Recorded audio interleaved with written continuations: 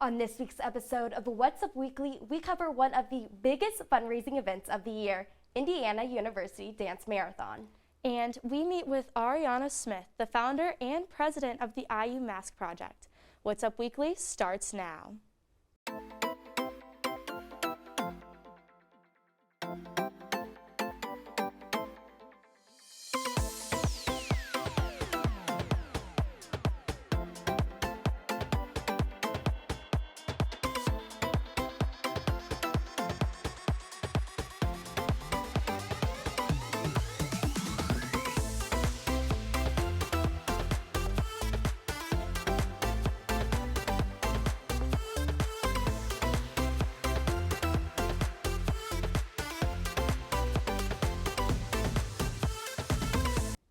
Hello and welcome to this week's episode of What's Up Weekly. I'm Anna Black. And I'm Cali Lichter. 36 hours of dancing and fundraising. IUDM held its 31st marathon this year and back in person. What's Up Weekly reporter Riley Woodall gives us a look inside one of the biggest events on campus. After a year of uncertainty amidst the COVID-19 pandemic, IUDM kicks off its 31st year anniversary at IU. The event, coined by student Jill Stewart and Ryan Wright, is a 36-hour-long marathon of dance, games, and fun for students and kids who can manage to stand on their feet for almost 2 days straight. IUDM takes place every November and works to raise awareness for pediatric treatment and funding for patients. This year, however, is even more special. Last year was really hard because we were only able to do a certain amount of things in person.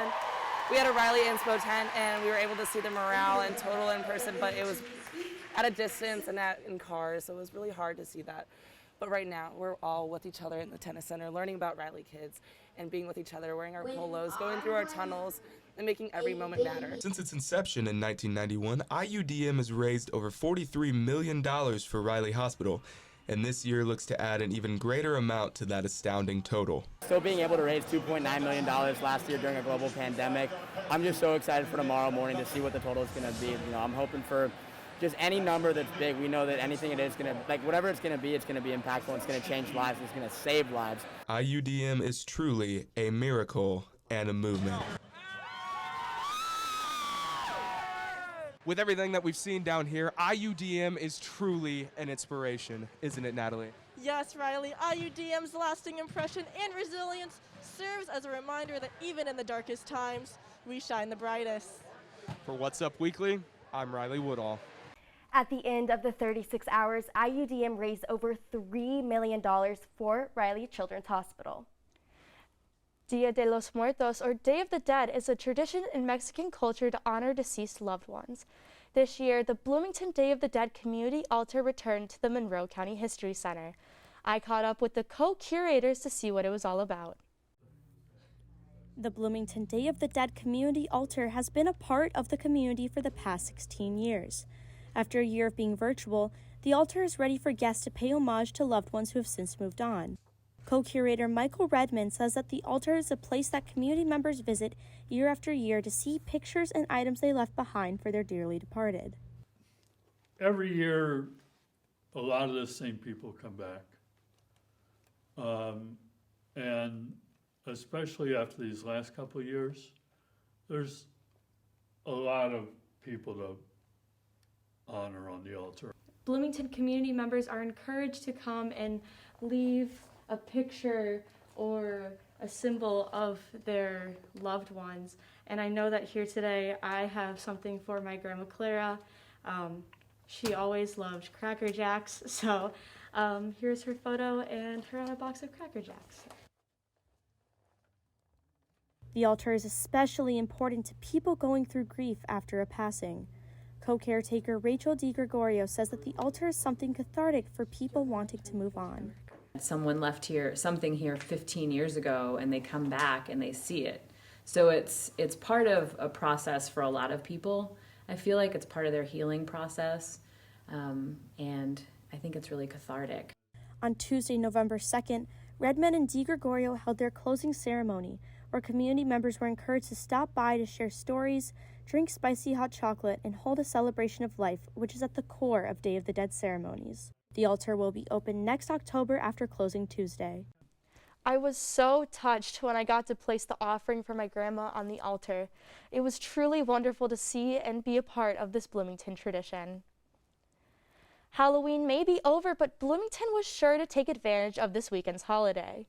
Last Wednesday, Greek Houses hosted their annual Safe Halloween event that allows Bloomington kids and their families to walk down North Jordan Avenue, trick-or-treating at the houses with sorority and fraternity students handing out candy.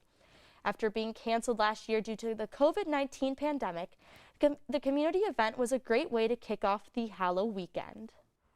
As the weather starts to get colder and the winter clothes come back out, we might not realize just how much waste we produce with the clothes we're buying. What's Up Weekly reporter Olivia Bianco shares the details on how to become more sustainable in your fashion choices. Usually when people think about trying to be more sustainable, they think about this and not this. Clothes are being made at a faster and cheaper rate to meet the demand, and that's causing more waste in the environment. Fast fashion keeps up with the trend cycle, but is made cheaper and doesn't last. Popular brands like H&M, Zara, and Shein all produce what is called fast fashion, where clothes are made at a faster and cheaper rate. Those fast turnarounds also are creating faster moving trend cycles in clothes. Brands learned how to make clothing from concept to customer within a matter of weeks, something that would take months before. But a place like Zara, you get new shipment every day. There's always something fresh in there. And instead of having 4 or 6 fashion seasons, there's 52. But there seems to be a way to slow down fast fashion. Thrifting has recently gained lots of popularity based on its cheaper price tag and higher quality.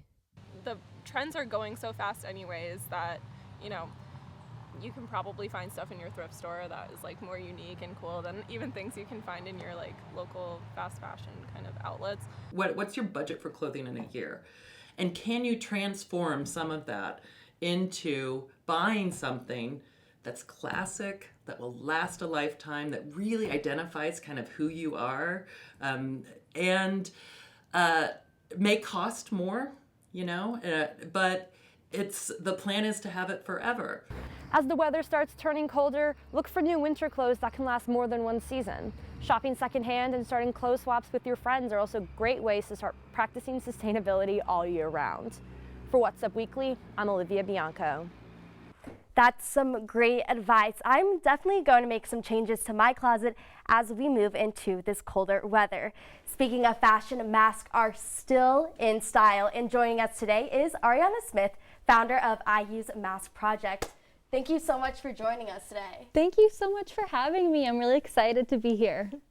So can you tell us a little bit about what the Mask Project does? Yeah, so the Mask Project is an organization on IU's campus that works with a Bloomington organization called the Bloomington Mask Drive.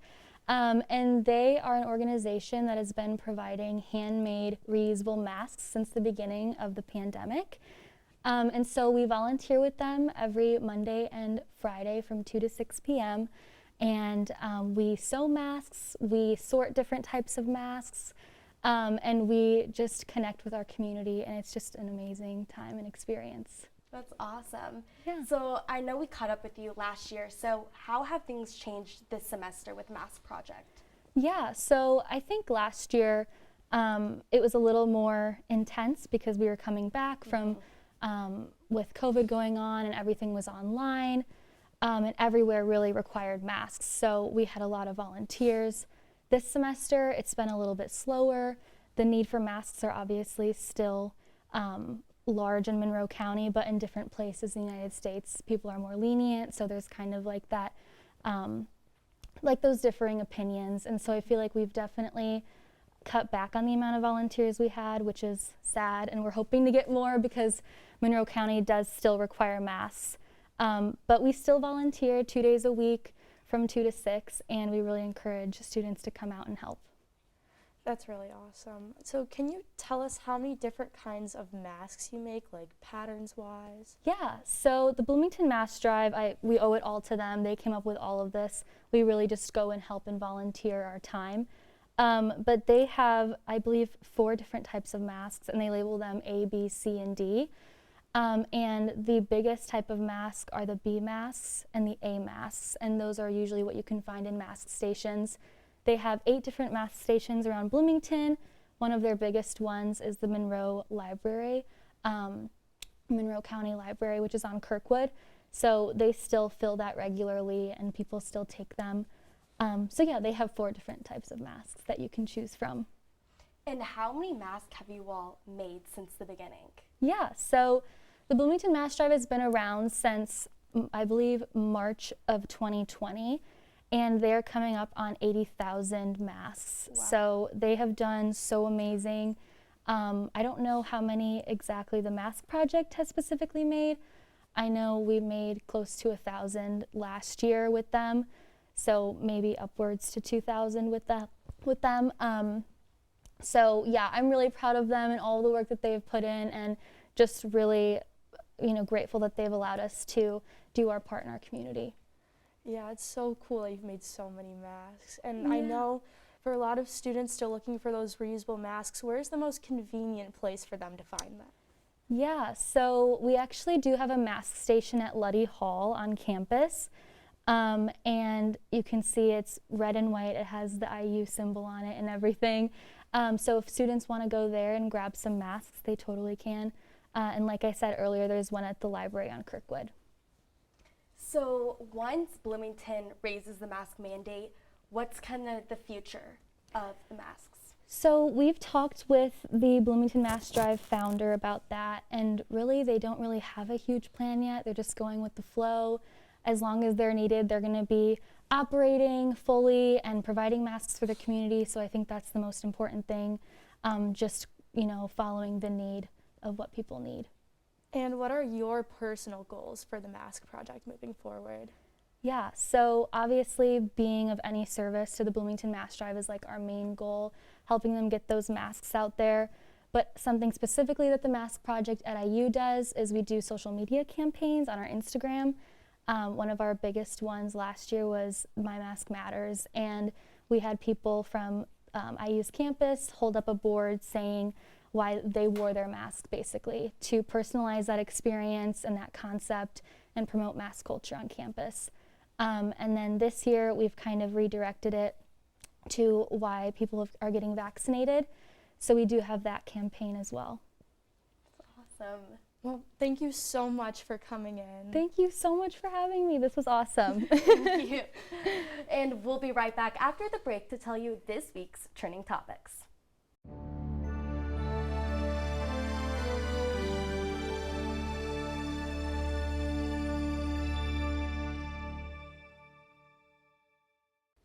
Welcome back.